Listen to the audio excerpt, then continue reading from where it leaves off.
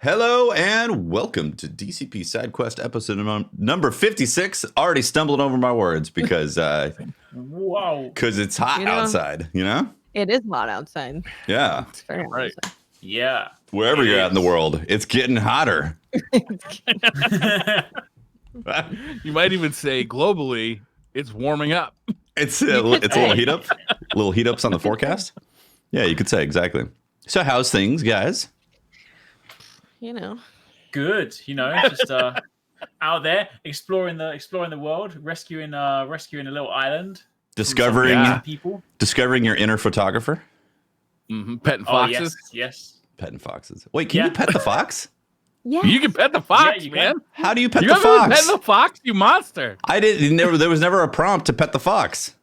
You see, sometimes when you go to some of the shrines, if there's enough space by the shrine, the fox will wait for you behind. He'll just sit there, and then you can pet him. If it's one of the ones on a tiny rock, the fox just disappears. But if it's like an open area, you turn around and he's sitting there patiently, like, "Please pet me," and then you pet him. So I this think is the fox just doesn't like Defty.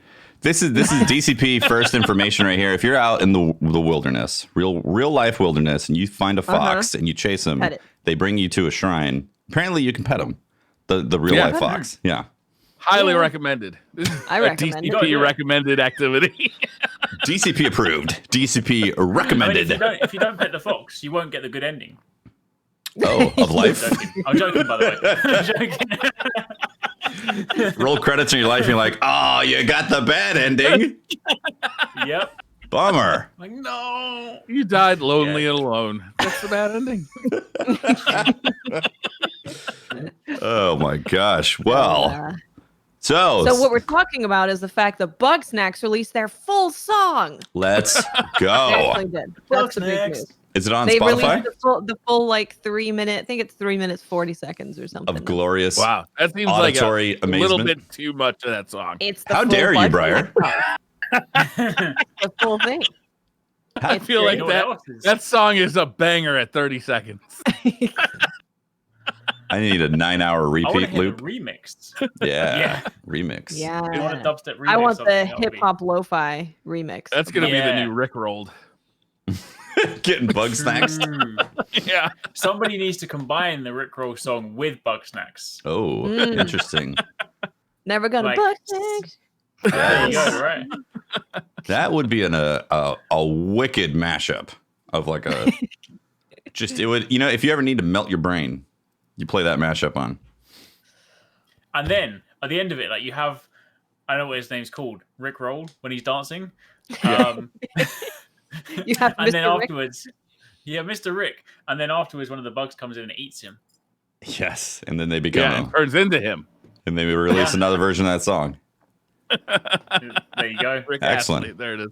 That's it. Yeah. His name is Mr. Rick. So Rick. Yeah. all this clearly connects to being a samurai in feudal Japan, right? Yes. Mhm. It most certainly does. Wearing Mhm. awesome hats. Watts, I do have a bone to pick with you, though. Why? I saw a Twitter post where you were wearing a hat Uh-huh. that I believe is called the Hat of the Betrayer. Ooh. No, it's the hat of the wanderer. Oh, okay. I'm a wandering person. Would the betrayer say it's the hat of wanderer though? Because they're the betrayer? Maybe. Maybe it Maybe. upgrades to the hat of the This is betrayer. true. Maybe. You get a few more like threads, upgrade it. I Yeah. can't take that hat off. I refuse. The hats Where do you get that are hat? intense. Yeah, where do you get that Um, hat? It's somewhere at the beginning. A bird took me there. It's on like a bamboo post What? sitting on a road. Oh, that's the one by the side of the road. Yeah. I am- First region. Mhm. So annoyed that I didn't get that hat right away. I mean, You I'm never annoyed get I there. got it right away because I refuse to wear anything else. So I'm just It's like- wearing the same thing for him. You won the game. It's like you beat the first well, I boss did. on the bridge. Like you're like, oh, I guess that's the end of the game. Yeah. I want that freaking hat. I was like, It is a man, good hat. Great hat. I really want that I hat. really like the straw patches one too, which is like a Mhm. flatter Mm. hat. That one's pretty good. I, Anyhow, Ghost of Yeah. Tsushima is out. We've been playing it. I think all four of us have been playing a ton of it. Yeah. Yeah. We have various evolutions This- actually. Yeah, Eric's, you've completed it already, right? You platinumed. I have, yes. Yeah. I platinumed You it. Yeah. My platinumed first it? ever Wow. platinum. I've never platinumed Yeah. a game in my life. I normally Wow. get very near, and I'm like, I'm kind of bored now. This one, I mean, to be fair, like it's quite an easy platinum. Like I got to the end of the game, I did all the side quests, and then because I had a review copy, the trophy list wouldn't load until launch day, so I didn't know where I was. And then when it loaded on launch day, it was like 88%. I was like, I'm almost nearly there. I was like, well, I might as well do it. And then none of them were tied to difficulties. None of them required like a second playthrough or anything. So I was like, might as well do it. And because I love the game so much, it's like it's significant. Might as well go full samurai. Yeah. Mm-hmm. Yeah. Or full ghost. Oh. But if you guys, that's actually an interesting question. When you guys come across a Mongol camp, are you going in and trying to take out some guys? I stand at the front door and yell shit at them until they come at me. And then I have heavily invested in the powers that allow you to take multiple enemies down, like right at the beginning. The standoff. The standoff. And then so there's this mechanic where you can literally walk up to the front door of a Mongol camp and start yelling stuff at them, and they will come at you one by one, and it's like this series of button presses. You could kill up to 4 of them, like right off the bat, and not only do you get rid of those 4 Mongols, but you also fill up your, what is it called, the meter at the bottom, your resolve meter. So then you're better equipped to take on the rest of them, which I think is I'm only up to fun. 3. I have 5 or 6, I think. I have like 8. No. You can keep increasing this? I'm so keep going. I am incredibly overpowered for where I have all 4 stances. I have a lot of resolve. I am too strong. I've been side questing. Wait till Act 2, because the enemies get much more difficult in Act 2. Because I'm slashing ass. You know, I don't know. Do you all have a Heavenly Strike? Yes. Yes. That move so is cool. Overpowered. Yeah. When you unlock it for the first time, yes. That fight was phenomenal. So the boss fights in this game are super well structured. They're kind of these duels, and you've probably seen like clips of them in trailers, where you basically stand in a ring, and the rings can take different shapes. Some of them look like a arena that you might have a fight in. Some of them are like ponds, like whatever. But you stand in one-on-one, and a lot of your abilities are taken away from you. You don't have any projectiles. You can't use your arrows. You just have to have a sword fight, and it's all about like timing your dodges and your parries in this one-on-one sword fight, and they are very intense, and some of them can be quite difficult. Yeah, some of them, I think it might have been the Heavenly Strike guy who he just attacks really fast, whereas up until then, no one had attacked that fast at all. So getting that parry timing was something that didn't happen instantly. That took me a bit too. I also walked into that fight with no resolve, so I had no heals. Oof. I had to get a bunch of parries before I could start healing myself, and it was a get good moment for sure. Yeah, I think those fights are good kind of like reminder, because sometimes you play quite a lot in the game. When you start to get like the parries down, everything like that, like you go through your regular trash box quite fast, so you start to like get into the sense of, oh, this is feeling kind of easy, and then suddenly you go to one of those bosses and it reminds you again. It's like, but we'll equally just sit you back down and tell you need to go back to the drawing board. It's like, okay, I'm not quite a samurai master yet. Okay. Yeah. I knew I was a samurai master when I ran into a camp, and there's the big Mongolian boss that you have to fight at the end to clear it. The leader. And I threw down a smoke bomb, critical striked him, and then I threw down another smoke bomb and critical striked him, and then he fell over. It was all over. It was very honorable. I am the honorable samurai. Those smoke bombs are underrated. They are so good. So good. Like the other weapons seem like more fun. Like, are they called kunai? The ones that you like throw almost like ninja star like. Those are pretty good because they stun enemies, and you can hit like up to 3 enemies, maybe even up to 4 enemies. I'm not sure. There's another one that's like a sticky bomb, which is hilarious because you literally throw a sticky bomb at one person and he explodes. Yeah. And if there's other guys near him, tell you about the sticky bomb. So I wasn't planning on getting the sticky bomb, but then there's a thing that you can upgrade that makes you not take damage from the sticky bomb. And I was like, what if I can time it to throw it at someone and then shoulder charge them into their friends and they explode? Oh my God. God. My current mission in life is to get a sticky bomb, shoulder charge, explosion, and then take a picture. That sounds amazing. Nice. The thing about this game to me that's really keeping me so involved in it is the combat and the variety of things that you can do during the combat. You could change your stances, and different stances affect like how effective you are against certain types of enemies, like a spear wielding enemy, a shield wielding enemy, and you're like constantly like the better you get at it, you're constantly like switching between these stances. And then you also have a variety of sub weapons, like a smoke bomb that allows you to basically disappear to the enemies, and you can start assassinating them like mid-fight because they lose track of you. And if you can chain those assassinations to get multiple guys, which is amazing. Which makes great screenshots, by the way. Yeah. Assassinations are great.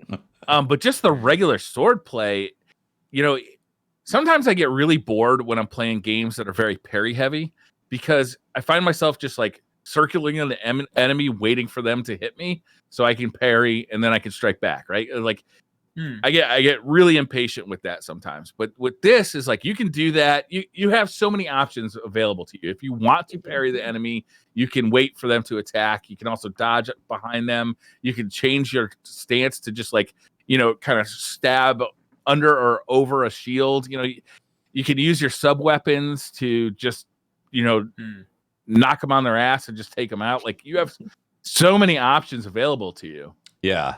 You really My do. favorite thing was when I unlocked the I forgot what it was called, the one fighting the spear guys, that stance. When you discover that the heavy attack in that is a kick. Yes. And then now, anytime, like there was a place where there was one place I had to assault a lighthouse, and I was like, this is my goal, and I literally kicked a guy off the top of a lighthouse. It was great. I was like, whenever you have something like this, it's like that's why one of the very first things I unlocked. Not quite a photo, but I recorded the video clip of it, so that was, it went in my review. Because you can imagine the kick and the arc of them falling off the cliff and then grabbing a shot of that. I tried to take it, but like because I think I pressed the photo button a little bit too late. So like he'd fallen, so you could sort of see where it came from, but it didn't quite kind of show the majesty of it. So I didn't. Fair enough. But yeah, I think one of the first things I unlocked was shoulder bars, just because like early on when you don't have all the stances, like when you fight the big guys, I'm just like, I haven't got time to dodge you swinging your club around. I'm just like, bam, on the floor. All right, mate. I had a really awesome time with that, where I was fighting with someone else. I won't say who it is in case of spoilers. And I shoulder charged him in the air, and he stabbed him while he was in the air. I was just laughing my ass off.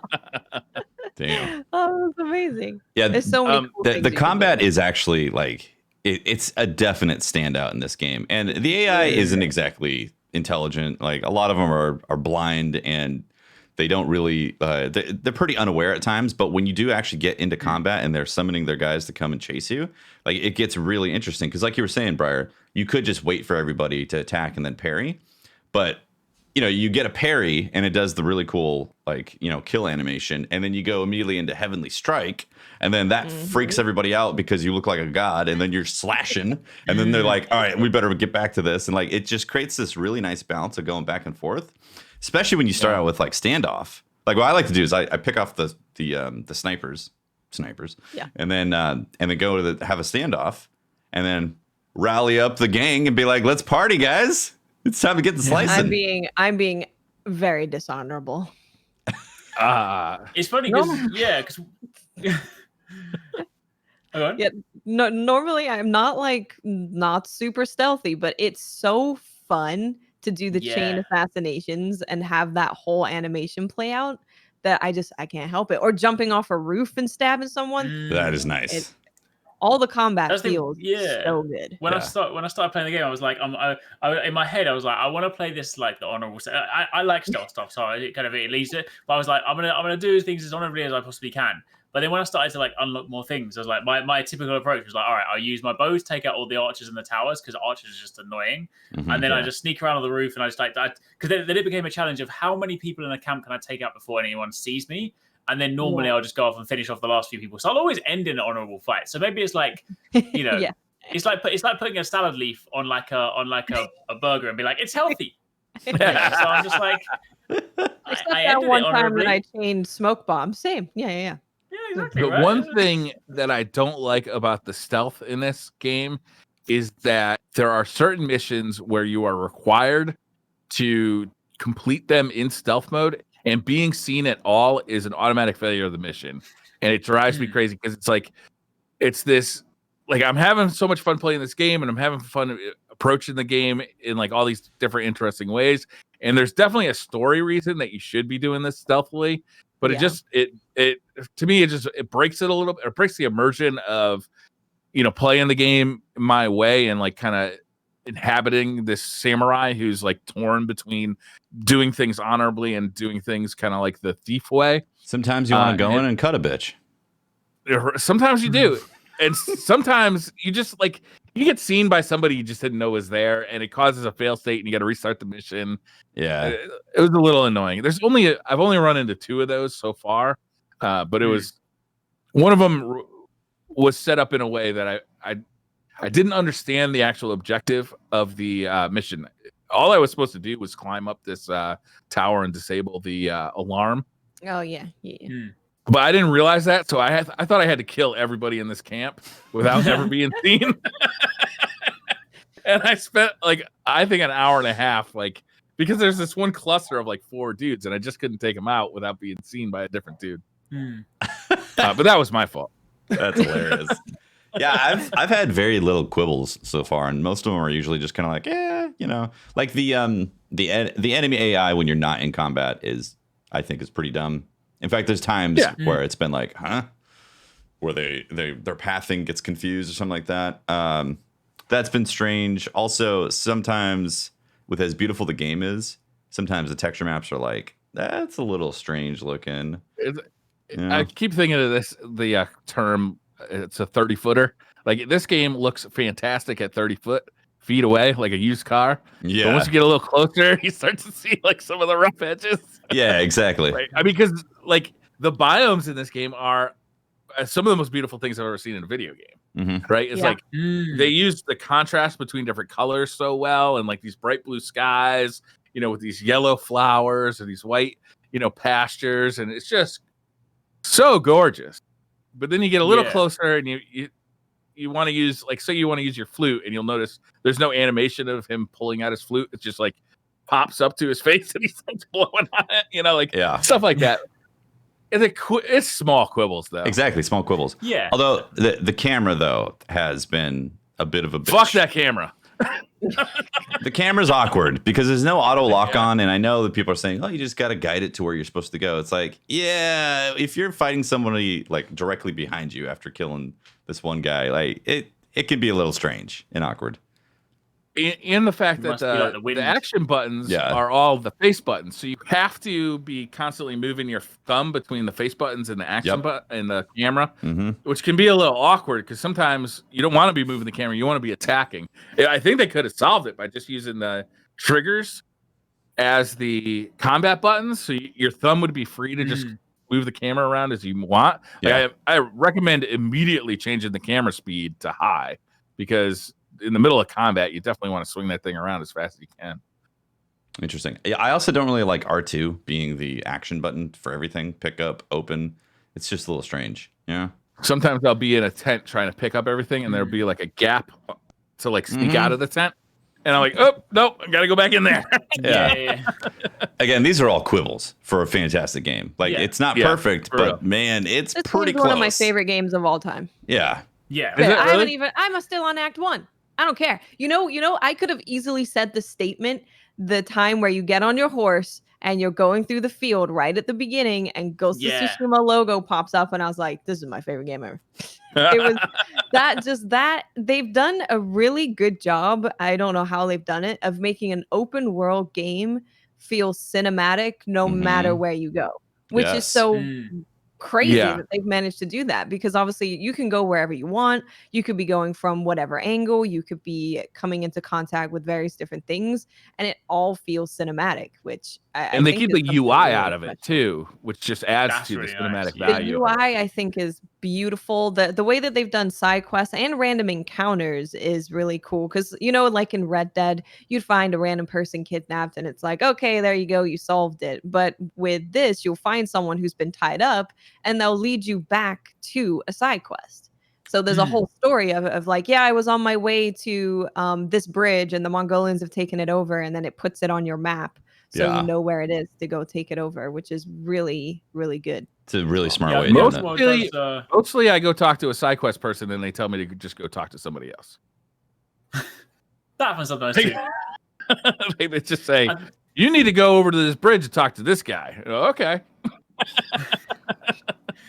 But I think the world does like a really good job, because it's like, because I was in a similar boat. Like when I was kind of doing my like review for it, I was like, to begin with, I was only sort of like probably 8-10 hours in, and I was already getting that feeling that I had when I was playing like Breath of the Wild, where I was like, this is one of my favorite games, and like I haven't even completed the game yet. And I was like, if it continues like this, it'll be fine. Like obviously, you know, I wanted to make sure that it was genuinely that. So obviously, when I fast forwarded and completed it, I was like, no, I'm genuinely like happy to say that this now belongs in my top 10 games. Like it was just, you know, that good. But I feel like one of the things I liked about the world is it had that similar kind of thing that I got from Breath of the Wild, that sort of sense of wonderment, where no matter wherever you look, you're just like, I want to go and explore that. And because the UI is so minimal, you feel like that exploration is quite organic. Like I feel like when you got UI heavy and it's like you got a mini map and a pointer and like a waypointer, and you're like, all right, you know, I can go off the beaten track, but your arrow on the screen is very much like, no, you should be going here. When the UI is just stripped back, you're just like, you know what? Like, because a lot of the time I'd be going somewhere and then I'd follow, like a bird would fly by and I'm like, well, I don't want to miss this bird, so let me follow that. And then after that, you find the fox, you follow the fox, and then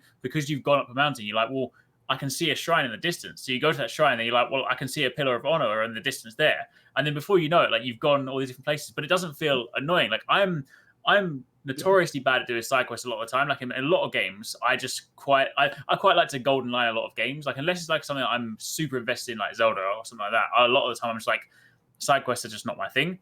But in this one, I was just like, I want to do. I very rarely ever do that. And I finished this game, and I was contemplating like starting a new save file because there's no new game plus, and I was like, I just want to play again. Like I want to be in this world.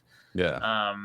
It's a testament to how good the side quests are as well, because there's a lot of them that have this feeling, this arch to it, that you don't really feel like you're doing side quest type of content. You know, it's not like go pick up 50 bamboo sticks or something. It's like you feel like you're still active and doing things in this world.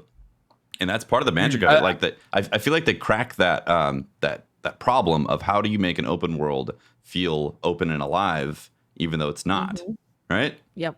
Yeah. I like the story side quests where it's multiple side quests, or it's multiple like quests, but it's following like multiple quests along the same story. That's like one long side quest. Yeah. Where you'll be going to see the same person. That's person, and then with that person you'll do multiple things, kind of like within that side story, over like a long length of time too, like over multiple acts of the main story game. Which seems like you actually build relationships. Cool. What's that? See, it seems like you build relationships. Yeah, and you learn a lot about like people and how they're reacting to this world, and like. You know, because your character very much has this like he's torn between, you know, being honorable, like he's been taught as a samurai, but also he needs to do things and get stuff done to like stop this war, the Mongol invasion, right? Yeah. And it's, you know, he's got these influences that are telling him, you know, we see what you're doing.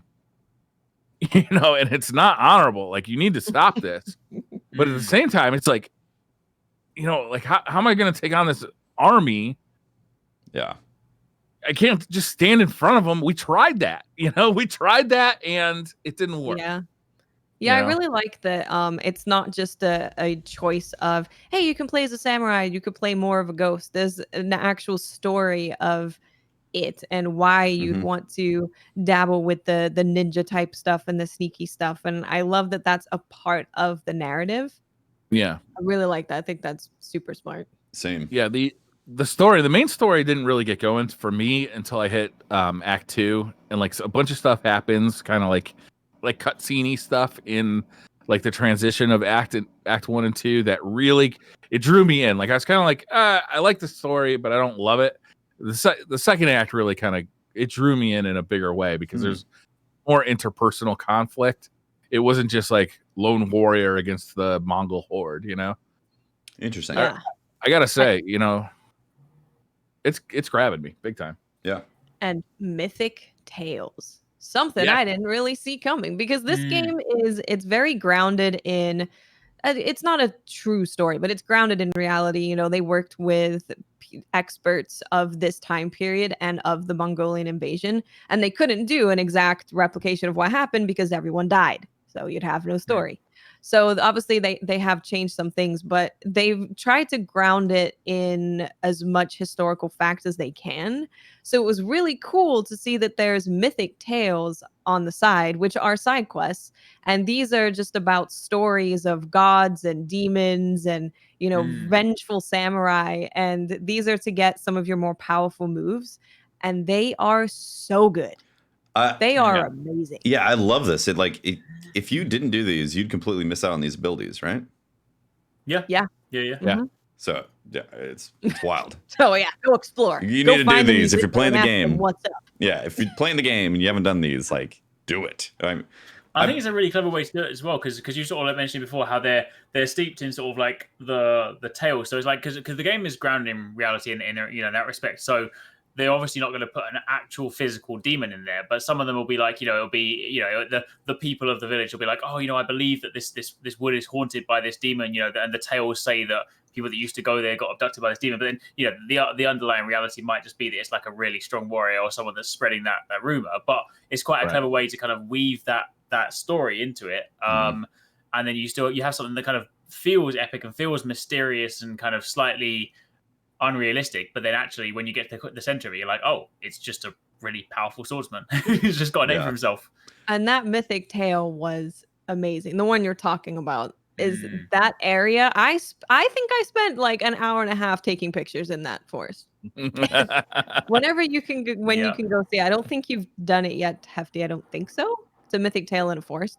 But it's the visuals of it is beautiful and amazing, and I loved being in there. One of my favorite. I feel like every one of those is beautiful. Like they're outlined with the type of flower, right? Like a type of flower is the garnish of what type of quest or for the quest, and then also leads to visual cues of how you go and find it, which can lend to this like Zelda-esque type of feel of you're looking for this flower in the landscape. Now go hunt and go through these journeys. I think it's brilliant the way they've done that, because it ties that mythic side with reality, where it's like, are the chrysanthemums actually part of this mythic quest, or would they just happen to be here? Like, you know what I mean? It's fascinating. Yeah, definitely. Yeah. It's definitely one of those things as well, like where, you know, the kind of going back to sort of taking loads of photos and stuff. Like I basically never used photo mode in any game. Like, and it was weird because I like taking photos. Yeah, it's weird though, because I like taking photos in real life. So like I would think to myself like, I would like to do that in video games, but like the only games that I've done it in are Zelda, Breath of the Wild, and Tsushima, and it's just like both those games have these fantastic world where every time I go somewhere, I'm like, I want to take a photo here. And it's just Well, the thing photo about mode is really in depth too. You can like pan the camera to like take like little short video clips. You can do all sorts of crazy stuff. It is God mode of photo mode. Like you can control the sun, the weather. You can control. I mean, the depth of field. My only criticism is when you get down to really shallow depth of field, it could be a little more buttery. If you're used to really nice glass, like you know what like a nice buttery depth of field is. But again, that's like an amazing photo mode to have all these options in there. It's insane, really.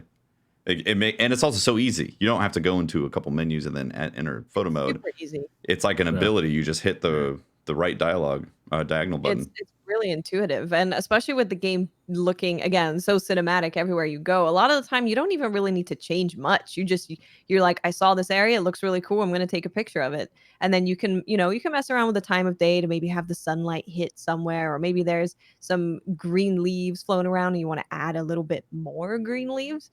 But the game just lends so well, or a lot, 100% green leaves, ideally. All these dragonflies, Jesus.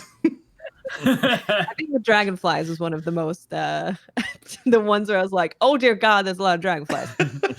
I do like, that's the one thing though. I do like how like everything in that photo mode is so granular, except for the particles, where it's like 100%, 99%, 98%, like literally anything like 3% to 100% is just the same. It's just like here's a million particles. You're like, you want slightly fewer? You have to put it to 3%. It's like, okay, now we're good. True. You're constantly like running into places to use it too. Like all the different biomes are so distinct. Like, like comparing this to something like Assassin's Creed Odyssey, where, one of the main complaints about that was that the world was huge, but so much of it looked exactly the same. Yeah. This game does not suffer from that problem. Like, nope. You're constantly moving between biomes that are incredibly distinct.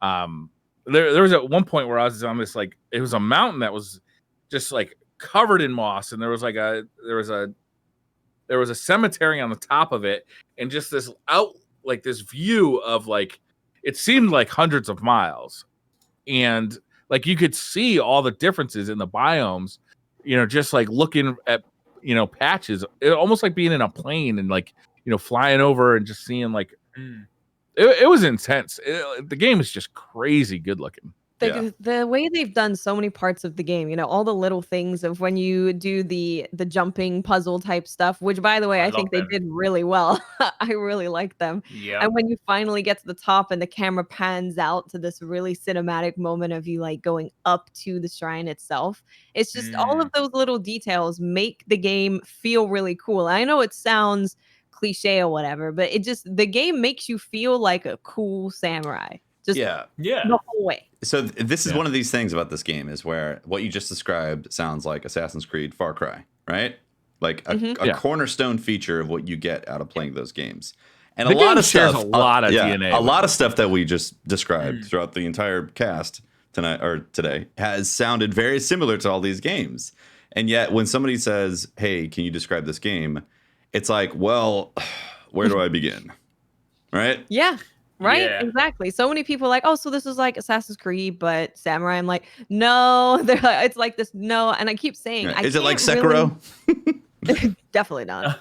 It's got this really, it sits in a unique space of, it's not super difficult like a Sekiro or a Souls game. It's not just hack and slashy. It's open world, but it's really well crafted the whole way through the open world. So that's why I always say that it really feels like it's its own unique thing. It's definitely taken from a lot of different games and put it together, but the spin that they've put on everything that makes it feel unique. Yeah. And I'm kind of just like, it's just Ghost of Tsushima. I don't know what to tell you. I can go write a haiku. I can go slash some bad guys. That's right. Haikus. I love the haikus. They're amazing. I think it's the underlying gameplay that kind of makes it all. Because I was thinking long and hard about this the other day. Because like one of the things that we're talking about the side quests. Obviously, like it'll be interesting kind of to chat about this maybe sort of like next week. Because I think one of my only sort of like subtle gripes have had to be like ultra critical is when you kind of get to the end of the game, as you expect in any open world game. There's the typical kind of once you peel it all back, like a lot of the side quests as you go further into Act 2 and Act 3 are the same foundational structure again. Like you need to follow some footprints to go somewhere, or someone's been kidnapped. So, but it's fine. But the interesting thing is, I was kind of trying to sort of like analyze this at the end, and definitely, for me, and I'm sure for like a lot of us, there is an element of like thematic bias. Like I really like Japan. I like samurais. I like that kind of sort of theme. So there are some things that I'm more forgiving of because of the setting. Because I was liking this to sort of the typical kind of debate whenever you talk about open worlds, people talk about things like Assassin's Creed and they talk about Red Dead Redemption. And I controversial as it is, like I'm one of the people that never really enjoyed Red Dead too much, and that's partly because I just don't have too much of an investment in like the cowboy sort of theme. I appreciate the game for what it is technically, and I appreciate for what it's done. But I think to myself, when at the end of it, I'm like, if you peel back the skin for both of them, I'm like, things that I complained about in Red Dead are things that I have accepted in Tsushima. And then I was like, all right, maybe part of it is the theme, but then I think also part of it is the underlying gameplay. Because Red Dead, like as technically brilliant as it was and as amazing as the world was, the one thing I think a lot of people, even in some of the reviews that came out, people agreed was that the combat mechanics were still quite dated. It felt very much like the old one. Whereas Tsushima, you're doing repetitive actions. Yes, you're doing things that are not really necessarily that different to other games, but because the whole game is just wrapped in this visually stunning world and every moment-to-moment gameplay just feels so fluid and so enjoyable, you kind of don't mind doing the repetitive actions again and again because you're like, all right, well, I've got to fight more Mongols. This feels super awesome. All right, cool. Meanwhile, if you have kind of gripes in the gameplay where you're like, this is kind of a slog and I'm doing an activity that I've done for the 20th time, I think then it starts to reveal itself. So I think that's why you can kind of get away in this game with sort of doing some activities that ultimately are repetitive because the game is just fun to play. The combat is so fluid. You know, you can go from shooting an archer on top of a watchtower, and then you can go to parrying and slashing, and it all feels so fluid. And getting back on the horse and riding, jumping off the horse and stabbing somebody. It's just all fluid, and all the combat across the board feels so good. And you can approach it like we said earlier. You can approach it in so many different ways as well, doing the same thing over and over again. You can definitely see the DNA thread, like going from like Witcher and the newer Assassin's Creed games. Like so many of those systems are really here. But I really got to agree with you. So the combat sets this thing apart, and the visual style sets this thing apart. You know, like, you know, I finished Odyssey, I finished Origins, I finished The Witcher 3. So these games are really familiar to me, and you can feel like those like very similar types of systems in this game. But because you're in a world and you're using a combat system that feels very different, it covers that up very well. Yeah. It's the polish, like everything from the way the sounds feel to the camera movements to, I mean, when the camera's being good, obviously, but like when you go into a standoff or you get that finish kill and all that, like the way the game interacts camera wise and the angles, it makes you feel like you're in this crazy samurai fantasy. And when I unlocked the heavy bow, that's like, I don't know if that's a spoiler, but like, you know, there's another bow in the game, heavy bow, right? Yeah. I was like, cool, another bow, huh? Like, I don't really think this is going to be that different from my other bow. And then I shot it, and I was like, holy crap, heavy bow. And like the animations that happen, and they go flying back, and I was like, that's like a prime example of how this game has gone from, it could just be another bow. You were like, yeah, it's another bow. But suddenly it's like, oh, the heavy bow with the little perk also that you can get. It's a really good point. Yeah, that they've made everything feel unique. I want to use everything. It's very rare that I'm in a game where I want to use everything. I want to use all the stances. I want to use all the stealthy stuff. I want to stand off. I want to do everything because it all just feels great. Yeah. It makes me feel kind of have to do everything too to really level up your character, because it's not there's no like experience points in this game. You really have to, like, you know, killing leaders of Mongol camps to like repeatedly will get you one type of upgrade, or doing the fox dens will get you another type of upgrade. And like everything that you do kind of has a very specific upgrade for your character, so you kind of have to really spread out like what you're doing to kind of evenly upgrade your character. It's not like you just get experience points and then just dump those experience points into the talents that you want for your character. Each different activity affects your character in different ways, which is kind of nice because it keeps you doing different kind of stuff. You don't just start farming the fastest way to get experience. Yeah, it's really nice. Yeah. It feels very Zelda-ish, because Zelda, you'd have to go and do a specific area type of thing to then acquire this ability or subset abilities or whatever. And that like they took the perfect part of that and put it into this game to where it's like you said, it's not go and get 50 bamboo sticks to then upgrade this part something. It's like you go and do all these minor quests that then unlock things in your journey that make your suddenly the same journey that you're on feels different because you have these new abilities that you unlocked from being on the journey. It's really cool. And as someone who gets very distracted by birds, foxes, side quests, random person on the road, this game actually it rewards me from my time doing all the stuff. Yeah. I'm never at a point where it's like, oh, I really want to do this side quest, but it doesn't actually really give me anything. So maybe I shouldn't do it. I'll wait till later. And maybe I shouldn't go take over that Mongolian camp. Maybe I should just do the story. I never feel like that because I get rewarded for everything. You're constantly working towards, getting another stance or getting another technique point or whatever it may be. You're always working towards it. And all of those things combine into making your samurai really good, because the combat really, it doesn't force you to use all these different things, but it really encourages it, because you only have a certain amount of smoke bombs, you only have a certain amount of kunai. You really want to be switching between all these things to really get the most out of them, especially when you run into like tougher enemies that have armor and shields, and you can't just get past them really quick. What I like doing is doing the standoff and then walking into the camp in the water stance, so the sword's above. So I'm like, yeah, that's cool. who wants a piece? And then trying to get a perfect parry every time. And then once I don't get the perfect parry, I'm like, all right, time to blow everything up. Oh, I accidentally did have my explosive arrow selected when I was trying to take down boars, so it set all the boars on fire. Amazing. Nice. Did they all die? Yeah. Working as expected. You got all those pelts. I like shooting the leaders with explosive arrows. That's nice. Yeah.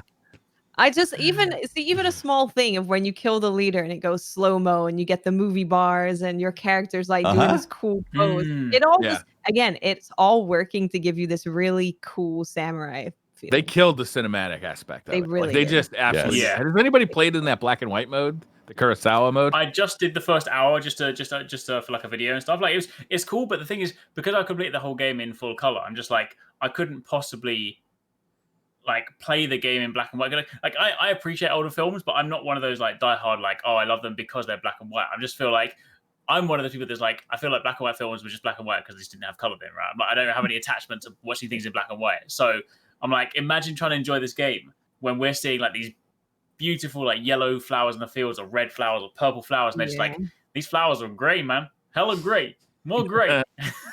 It's definitely a gimmick, but it's a cool gimmick because it doesn't only change the visuals, it also changes the sound to make it sound like those old movies. Yeah, it's just cool. Like, I definitely wouldn't play the whole game that way, but it's kind of fun to mess around with or switch to it for photo mode in a couple of spots. It's just a neat extra, you know. I appreciated it, definitely.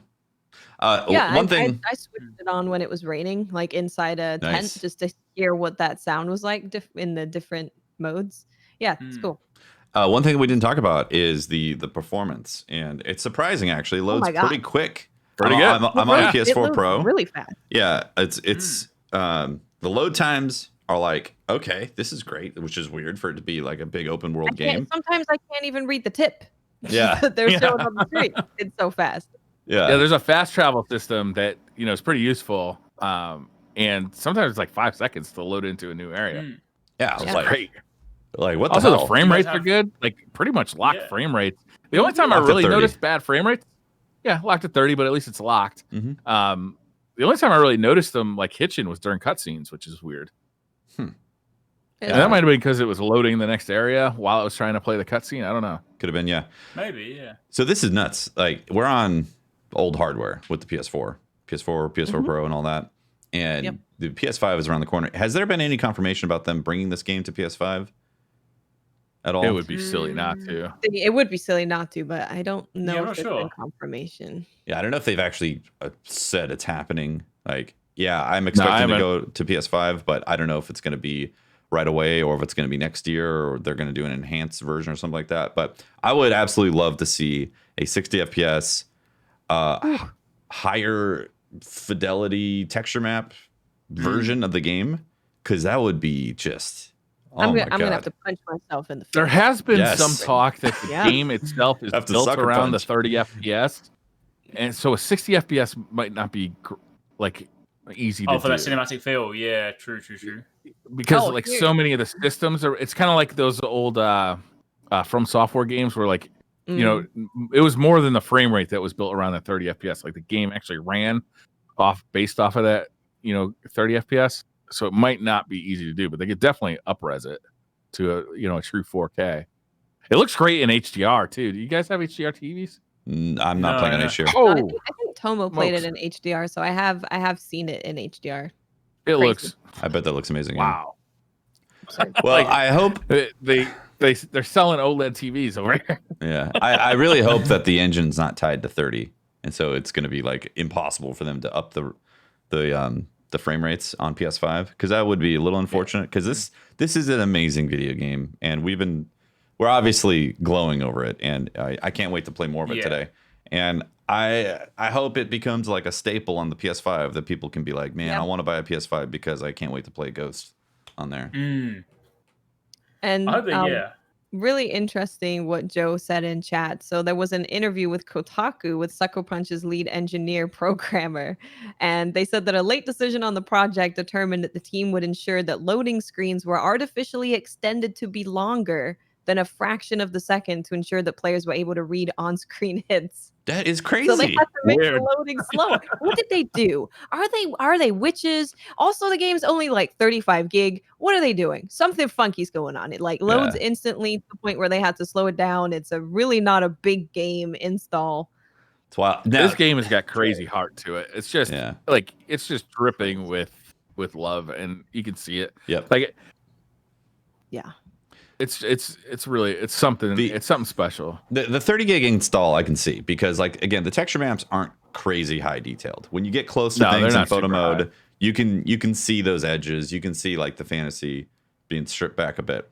So I can see that, but the fact that it loads so quick on PS4 hardware blows my mind. I mean, this is not NVMe type of stuff. This isn't SSD technology with like crazy pipes going directly to the CPU and the RAM and all that. Like this is old tech, and they've like got this thing loading so fast. It's crazy. It is. They could be connected if they're lower res, if they're smaller files that they're loading in because the texture files are lower. Could be connected. Also, if you look at some of those biomes, you do see large swaths of like similar things. Mm-hmm. So it could be that they don't have to load as many different objects. It's not like something like The Witcher where every house you walk into tells a story of like the people who live there. A lot of places you walk into are empty, or they look exactly the same as like another house that you walked into. That's a good point. Yeah, some of the houses don't have like distinct personality. I don't think many of them do. That was just something that I don't know if they didn't have time for, or they just didn't like. The outside looks stupendous. The storytelling of like walking through a village, like it's not the same kind of thing that you'd see in something like The Witcher or The Last of Us, where you walk through a room in the Last of Us and you see, oh, these people were playing Dungeons and Dragons before they were torn away by zombies. Yeah, there was a crazy amount of detail in Last of Us 2 for that. But that's a completely different kind of game. Like, and there also needed to be because it was focused on you going through those areas in a linear fashion. This is open world. Like, how do you have that level of detail of Last of Us 2 in an open world game? Like, you're not gonna do it on PS4. Yeah. Well, Red Dead did a lot of that stuff. Yeah, there was still a lot of asset reuse in there. It did look good. Yeah. Red Dead did look really good. Yeah. But I mean, I think the scale of like the development of Red Dead and the scale of development of this game are two different things. Sure. Oh right. yeah. Yeah. So do you think? I hope they make another one of these. Like I can't wait to that's see. The thing, because it's interesting because you look at. I was like chatting to my friend earlier today. He was sort of saying like you almost feel like when you look at the game like it's incredible, but you almost feel like they weren't given as big a budget. Like obviously they weren't given as big a budget as like The Last of Us 2 or something like that. It's like and that's obviously kind of shows in some of the elements, even down to things like loading like fade to black in between cutscenes as opposed to like physical transitions and stuff. Like imagine if they do like a number 2, like maybe they have to do it like a different setting because obviously to be like the island's been taken again would be a bit silly. But like principally if they could do a number 2 like with a bigger budget, now that it's been like an established like franchise that people like oh my goodness, that would be incredible. Like we'll just have ghosts everywhere, ghosts of Tokyo, ghosts of Kyoto, ghosts. You know what they could do? Maybe they could set up like I'm sure no game's done this. Maybe they could set up like a brotherhood of like assassins, like ghosts, right? And then that'll never work, Eric. No, hear me out, right? Maybe they'll be like, who'd buy that? Maybe they throw a sci-fi spin into it to where someone's jumping into a machine and controlling them from the future. Maybe the Mongols brought over like a little chair that he could sit in and he could like just kind of connect with his ancestors and talk about like previous ghosts. USB 4 jack into his brain. Oh no, better still. He could just sit a haiku and just connect with his ancestors. Haiku connection. I remember the ghost of Kyoto. And then they could then go to ancient Greece. What do you think? Yeah, exactly. If they did a Ghost of Vikings, I really hope Ubisoft is listening.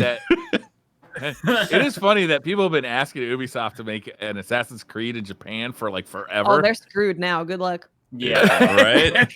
It took like somebody else to do it, but they did a great job. Like I'm so happy with what we got. I feel like Ubisoft will wait for such a long time because they don't want to do Assassin's Creed in Japan until they know the franchise is like coming to the end, because like they know that you can't top that, and now they're just like, well, maybe we waited a little bit too long. Yeah, maybe. Yeah, because they would have to top this, and it would be difficult. This is really good. And if you guys have the if you do have the other content that came with the game, there's a like 44-minute interview with the historian who helped them get all the historical stuff right, and someone from PlayStation and someone from Sucker Punch, and they're all just talking together. And Sucker Punch describes this as, you know how there's spaghetti westerns, and the reason they were called that is because it was made by Italian movie studios trying to portray what cowboys were, and that was like their fantasy of what cowboys are.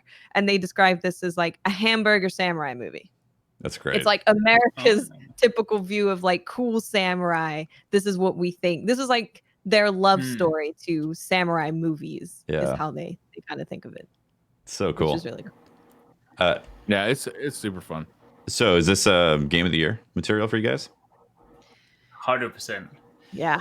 I mean, there's obviously like a lot of there's a few other things coming out, because obviously, you know, we're in an interesting year where there's like, you know, new consoles. We do have things like Cyberpunk as well, but like without question, like from everything I've played up until this point, and like I can say comfortably that it is a game of the year contender for me 100%. Like for something to top this is going to take a lot. Like if Nintendo drop and they're like, hey, Breath of the Wild's coming out this year, then all right, it's GG. But I mean, apart from that, like it's hard to top this, man. They have a standoff. They press up for standoff between Breath of the Wild 2 and this. I need to finish it to like even have that conversation, because a lot of times I really enjoy open world games at the beginning, but by the end of it, I'm just like, oh my god, another one of these. I just am trying to get through it just to see. So I really want to see like how my feelings are, you know, in the upcoming weeks. Yeah. I feel that too. I feel like I'm in the honeymoon phase. I'm still in Act 1. I'm still discovering new techniques and unlockables that are going to affect my gameplay. And am I going to get tired of that? Will I get tired of blowing someone up with an exploding arrow in Act 3? Probably not. But I could. You never know. We'll see. Will I get tired of next week? Pictures? Never. Doubt it. That's all I can do now. I just boot up the game and just don't go and take photos because I've done everything. But like I can't wait for our next week's discussion, because there's a thing I want to talk about. I'm not going to say anything. I'm just like, the spoiler stuff. When you get there, you'll know. That's all I'm saying. When you get there, you'll know, and we'll talk about it. Like that's all I'm saying. Yeah, I'm hoping to be like done with the story by the next week's show, because I plan on just playing this all week. In fact, I was initially thinking, okay, I'm going to play it Friday, Saturday, Sunday, and finish the game. Yeah, right. That was a pipe dream. Yeah, so holy crap! Like 10-hour streams each day. Yeah, we're pretty much at the end, right? Almost there. No. Yeah, you don't want to golden line this. You want to take your time. You want to get lost following a fox. By the way, I didn't know this. So birds are something too, if you follow a bird. Golden birds. Yeah. Yeah, they take you to like hot springs, they take you to bamboo strikes, they take you to like items and honor pillars. They kind of take you to all the stuff. I thought they were just part of the photo shoot. Yeah, they're quite useful because sometimes they'll take you, like, for example, like, you know, like the Mythic Tales, like you might speak to someone, they'll be like, oh, go and speak to this musician. But if you happen to have been in the area, the bird will also lead you to the musician. So it's another path to discovery. Okay. But specifically for the items, like, for example, the Wanderer's Hat you want to get, hats are one of the few things that are not marked on the map. So like shrines are marked on the map, pillars of honor, but all the collectible like hats and masks and headbands, if ever you're in the area, the bird will fly you to it. So you can... Yeah. Thank God I know this now. They may get a racket too, so you usually can figure out if you don't see it, you can usually hear it. Yeah. Yeah. And then start kind of like looking around for it. And I was like, I went into a village and I was like, I'm going to follow this bird because it's going to lead me there. And it flew straight into a wall. And I was like, how are you going to lead me there now? Turned out it was trying to tell me because it was actually inside the house. So it did actually fly into the wall for a reason. But I was like, you were supposed to lead me to a secret, man. Now you're dead. So yeah. That's great. Yeah, Tap, you got a lot of birds to follow. Oh, that's awesome. I didn't know that. I totally would have been doing that. But yeah, my plan quickly changed on Saturday. I was like, yeah, I'm going to be playing this all week, maybe even the following week as well, instead of trying to finish the story. Because like I don't really want the story to end either, playing the game. Same. Yeah, especially with this game and with games in general, like I do like doing a bunch of side stuff and just kind of doing what I want to do. And there is definitely that pressure of, get it done quickly because interest in the game, especially watching it, is going to dip. But it's like, I feel like if we're just having fun and doing what we want to do and exploring, then there's an audience for that as well. And you're having more fun. So you should just go do the thing that you're having more fun with. And with this game especially, I do not want to rush it. I want to take my time. I want to get everything. I want to look cool. I want to be cool. I want to do all the stuff. Also, what else is coming out? Exactly. And take my sweet time. Oh, Paper Mario, right? It actually looks pretty good. I hate to start that now. Yeah. Looks pretty good. Well, maybe what we'll do next week is do a spoiler talk after a Mario talk. I'm assuming you'll play it. Actually, will you be here I don't know next? if I'm going to be able to finish this in a week, honestly. Yeah, I know, right? It might be a couple of weeks before we get to it the might spoiler be a talk. couple weeks. Yeah, I'm hoping to play Mario like next weekend. I've got it, but I just haven't had a chance to sit down and like start it yet. So maybe. I definitely won't have finished it, but I might have started it. Is there a thing at the end that tells you how long you've been in photo mode? I couldn't even find anything that tells me how long I've been playing it.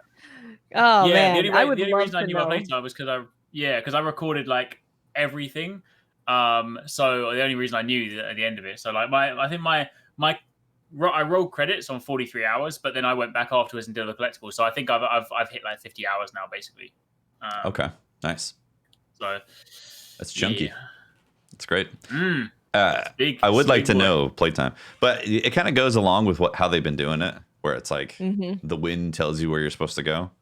Which, by the way, we didn't really talk about that, but that's a brilliant way to give people a clue of where they're supposed to head. Yeah, like brilliant. I love it. I don't even need to put on photo mode to take a picture in a lot of cases because there's no UI anywhere. So I don't even need it. Yeah. I can just snap a screenshot because it's so minimal. And I love the animations that they've done on the UI and everything. It's just it's all clean, minimalist, and it's done really well. Yeah. It's a very inspired game. I'm really glad it exists. And can more companies also drop games in the middle of summer? Please? Yep. Not just because there's a pandemic, but it's nice. Imagine if this had dropped in November with all the other games coming. Might not even played it. Yeah. I want to shout out everybody who's releasing stuff right now, whether you're releasing stuff on Netflix or video games or wherever. Like, thank you. Yeah. It's true. Me and the wife have been watching, what's that Michael Jordan movie on Netflix? Oh, yeah. The Last Dance. Yeah. It's fantastic, but god damn, thank you just for releasing this stuff right now because so much time just spent at home. It's awful. Yeah. Well, there's a ticking time bomb of no content coming with no productions happening. That's true. Yeah, it's true. I'm gonna sit here in my happy world in Japan. No, it's not so happy for the people in it, but I'm happy. You were definitely getting a different vibe out of this place than I am. Yeah. Maybe if you just sit in the hot springs, it's kind of happy. That's what I'm saying. If you're just hitting up the haikus and the hot springs, it's actually kind of peaceful. Yeah. Can we get the naked samurai to be the new Geralt in the bathtub meme? I have that's been my endgame armor set now, walking around in my pants with a basket on my head. Yep. I can't take that hat off. I refuse. Yeah. That's great. All right. Well, I think that's going to be SideQuest for today then, right? I think so. It's already a fun one. We kind of thought we were only going to talk about Ghost of Tsushima. Yeah, and we did. We pretty much did. Absolutely. For the most part, yeah. Our review is just, game's great. Game's beautiful. It's great. Game's good. Go be samurai. Fun. Yeah. Exactly. That is my exact review. Yep. All right. Well, next week we'll probably won't talk spoilers because it's going to be too soon. Yeah, I don't think still be on Act 1, petting foxes. Right. I feel like I will maybe be in Act 3 by next week, possibly. Yeah. Because I am loving it. I don't want to rush it. Oh my God, Mighty Technical brings up the Henry Cavill video building his own PC. That's right. That's it right there. That's great. Yeah, there you go. I wonder if that's what bummer show to end on. Yeah, go watch it. You haven't seen that. What have you been waiting for? Right. Muscles and silicon. What else do you need? Muscles, silicon, and his grandma's house? Yeah, right? Those drapes. Hey, Nana, gonna build a PC here. Okay. Okay, hon. All right, that's the show, guys. Thank you very much for watching episode number 56 of SideQuest. Shout out to all of our ding. Shout out to our Patreon members and our Twitch subs. Really appreciate the support, and shout out to everyone watching live and also on YouTube and listening on whatever podcast app you use. If you want to find more of me, you can talk to me at Teft on Twitter and catch my streams, twitch.tv/Teft. And I am Miss 5000 Watts. You can find me on Twitter, Twitch, and YouTube at Miss 5000 Watts. And I'm Arix, and you can find me over on Twitter at YouTube. I'm words today. You can't find me anywhere. I'm too asleep. Catch you next week. I'm Briar Rabbit. You can actually, I wanted to mention that we're going to start posting the YouTube version of this show on Tuesday mornings. So FYI, if you think you're going to see it on Monday night, I'm going to switch to. I'm going to still upload it on Monday night, but we're going to make it live on Tuesday morning, so I don't have to sit here and watch YouTube process it for hours on end. So if you're annoyed or disgruntled over that, at the Briar Rabbit on Twitter. That's right. At Briar Rabbit, not at Briar. Sorry, Briar Rabbit. Or you can just send them to the Briar Rabbit. At Briar the Rabbit. Yeah. Thanks for watching. We'll see you next week. Bye, Thanks, guys. Bye. Bye.